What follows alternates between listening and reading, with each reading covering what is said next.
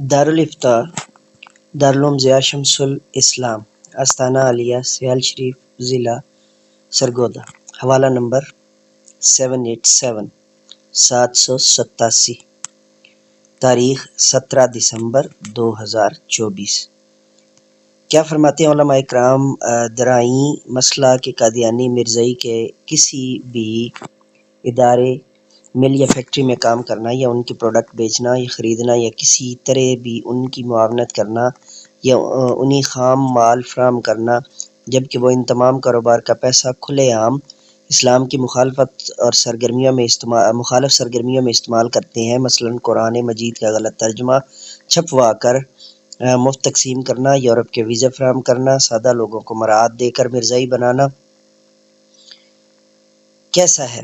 ازراہ کرم شریعت مطہرہ کی روشنی میں رہنمائی فرمائے۔ بینو تواجرو۔ بسم اللہ الرحمن الرحیم۔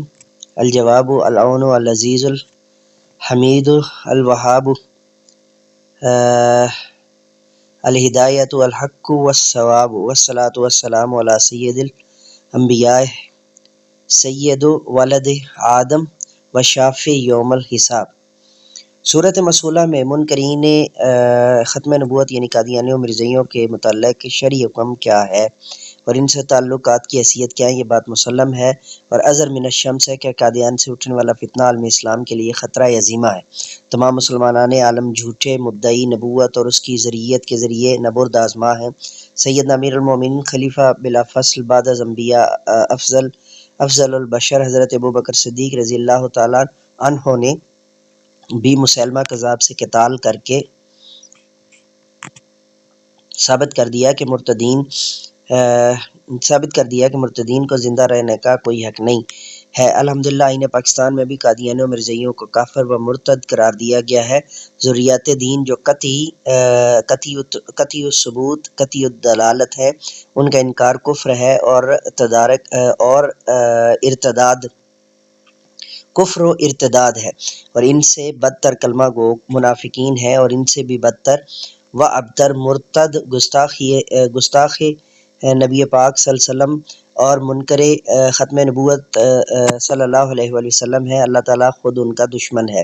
جب اللہ تعالیٰ دشمن ہے قادیانیوں کا، مرزائیوں کا یعنی منکرین ختم نبوت کا، چاہے وہ کوئی بھی ہو، چاہے قادیانی ہو، نبوت کا، تو پھر اس کی مخلوق کو روا نہیں کہ وہ خدا کے دشمنوں سے دوستی تعلق کاروباری رابطے واسطے رکھیں جو قطعی جہنمی ہے۔ کنت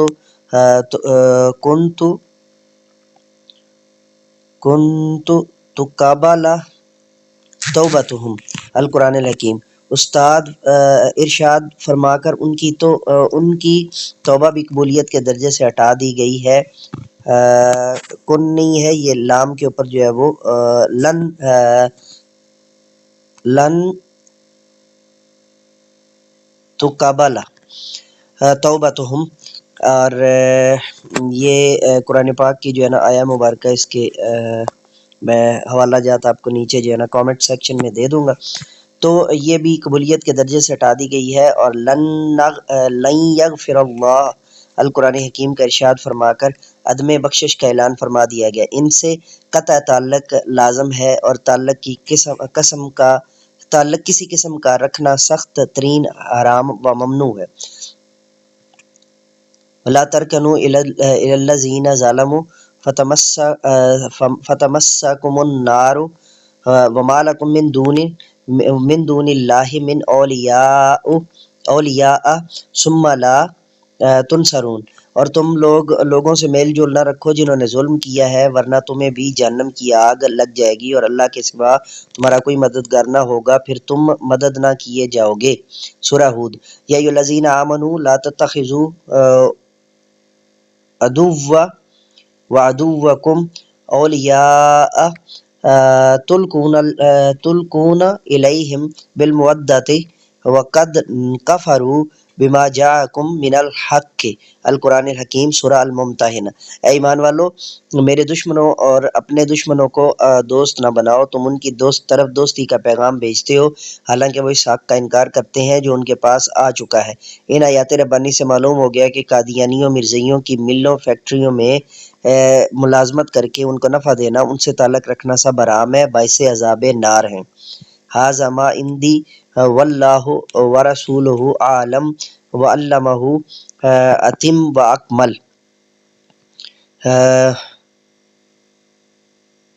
مقررہ العبد المسکین محمد نعیم الحق سیالوی استانہ عالیہ سیال شریف۔ سائلین حضرات، مولانا محمد شہباز حیدر سلیمانی رضوی ولد احمد دین اور دوم قاری محمد کاشف ولد مہدی خان، اور 14 جمادی الثانی 1446 ہجری، اور دارالافتاء اہل سنت دارالعلوم ضیاء شمس الاسلام دارالعلوم سیال شریف۔ اور یہ اس وقت تازہ ترین فتویٰ آپ کی خدمت میں شیئر کیا گیا ہے جامعہ دارالعلوم شیخ الاسلام سے۔ چینل کو سبسکرائب کرنا، بیل کے آئیکن کو آل پر پریس کرنا مت بھولیے گا۔